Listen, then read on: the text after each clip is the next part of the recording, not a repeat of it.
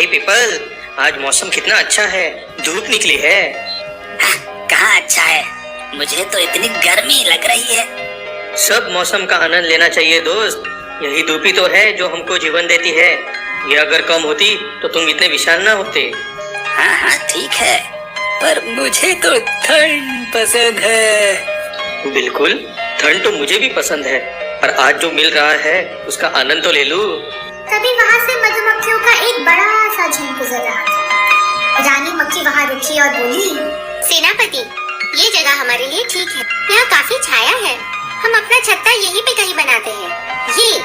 ये पीपल का पेड़ अच्छा रहेगा। अरे नहीं नहीं, मेरी तरफ देखना भी मत, मुझे पसंद नहीं कि कोई मेरे ऊपर घर बनाए, एक तो वैसे ही इतनी गर्मी लग रही है। अरे पीपल भैया, हम आपको कोई तकलीफ नहीं देंगे, आपकी छाया हमारे घर के लिए अच्छी है, हम मक्खियाँ बड़ी मेहनत से काम करती है। ना बाबा ना, मैंने तुमको बोला ना मेरे यहाँ तुम्हारा घर मत बनाना। मैंने आज तक किसी पंछी को भी अपने पास नहीं आने दिया, बहुत चोंच मारते हैं। वही बरगद का पेड़ ये सारी बातें सुन रहा था। वो धीरे से बोला, अरे पीपल भैया, इतने सख्त ना बनो, तुम्हारी शीतल छाया अगर किसी के काम आती है तो तुमको तो खुश होना चाहिए। वैसे ये मधुमक्खियाँ तो कभी पेड़ों को नुकसान भी नहीं पहुँचाती है, इनकी मदद तो कर ही सकते हो।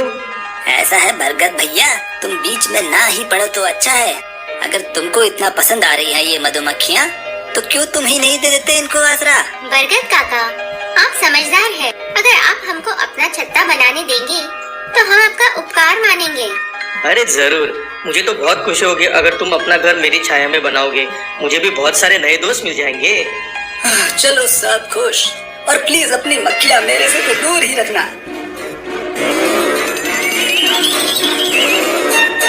मिल गई लाखन भैया, मिल गई।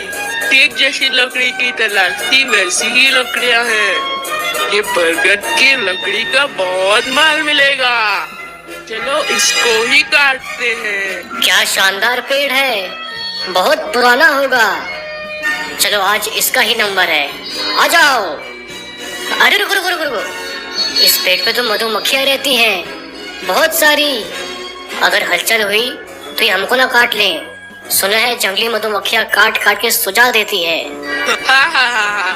हार ना सुझाओ भैया, इस पेड़ को रहने ही दो। वो देखो, वो पीपल का पेड़ है, उसको काटा तो कोई मक्खी हमें तंग नहीं करेगी, वो भी बहुत सुंदर है, माल मिलेगा। माल तो उसका भी बहुत अच्छा मिलेगा, चलो फिर उसका नंबर आ गया। फिर वो लकड़हारे जोर जोर से कुल्हाड़ी से पीपल के पेड़ को काटने लगे। बरगद की आवाज सुनी और देखा, उसको बहुत दुख हुआ। ये लकड़हारे मेरे दोस्त को काट रहे हैं, मुझे जल्दी ही कुछ करना होगा, पर मैं कर भी क्या सकता हूँ। अरे हाँ, मक्खी रानी जल्दी बाहर आओ। बरगद दादा, क्या हुआ, कहो, क्यों बुलाया मुझे? बहुत गड़बड़ हो गई है मक्खी रानी, वो देखो उधर वो लकड़हारे मेरे दोस्त पीपल को काट रहे हैं, तुम कुछ करो वरना वो मर जाएगा। हाँ जरूर, हम लड़ेंगे। बरगद दादा के दोस्त को कोई हाथ नहीं लगा सकता, कुल्हाड़ी भी नहीं लगा सकता। सेनापति, मेरा हुक्म है, अपनी सेना को इकट्ठी करो और वो दो इंसानों को सुझा डालो।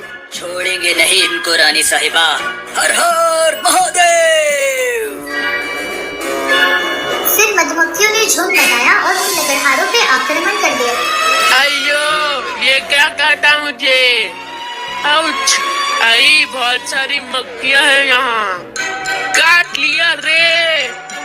हमने तो इनके पेट को हाथ भी नहीं लगाया। मुझे भी काटा, भाग नंदू भाग, बहुत गुस्से में है ये, फौरन चल यहाँ से, उठा कुल्हाड़ी, भाग। भागो।